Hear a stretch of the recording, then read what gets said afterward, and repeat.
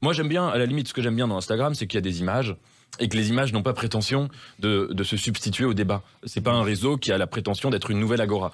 Twitter, c'est quand même ça qui est particulier, c'est que c'est une entreprise privée que tout le monde, républicains, anti-républicains, gauche-droite, etc., dans tous les pays du monde, presque, en tout cas en Occident, considèrent comme l'agora. Imaginez si à Athènes, l'agora avait été détenue par un milliardaire et avait été une usine Afrique. C'est quand même paradoxal d'avoir confié l'espace de la démocratie par excellence ou du débat public à une entreprise américaine. Oui, mais on pourra vous rétorquer que c'est assez démocratique finalement que tout le monde puisse s'y exprimer et que ça a aussi des bons côtés. Moi, ce qui me surprend un peu, pour rentrer dans un débat un peu plus politique, c'est que tout le monde trouvait ça génial au moment des révolutions arabes, au moment où Obama était élu, on disait le premier président élu grâce aux réseaux sociaux, ça rapproche les gens, etc. Quand c'est Donald Trump, on trouve ça horrible. Est-ce qu'il n'y a pas un peu deux poids, deux mesures? Est-ce que Elon Musk n'a pas finalement raison de conserver le côté égalitaire et démocratique des réseaux sociaux?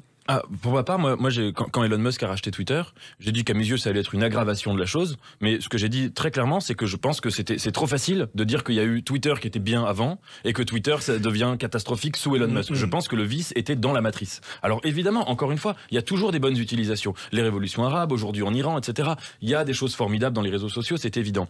Mais ce que j'observe quand même, c'est que normalement, le débat public, c'est un lieu où on sort de soi-même, où on se confronte, d'abord on essaye de partager autant que faire se peut des faits en commun, et puis on vient dans le débat pour se bâtir une conception du monde. Or là, ici, les réseaux sociaux fonctionnent très souvent, en tout cas moi j'en ai très rarement vu, voire jamais, si vous voulez, une situation inverse, où on vient sur les réseaux sociaux pour avoir la confirmation d'une vision qui était déjà présupposée par nous-mêmes. Donc si vous voulez, il me semble que c'est le contraire d'un espace de débat et que c'est quelque chose qui crée de la séparation entre les gens en prétendant les réunir. Et à ce titre, moi, je pense que c'est pas Donald Trump qui a fait apparaître le problème de Twitter, ça existait bien avant. Effectivement, c'est peut-être un symptôme.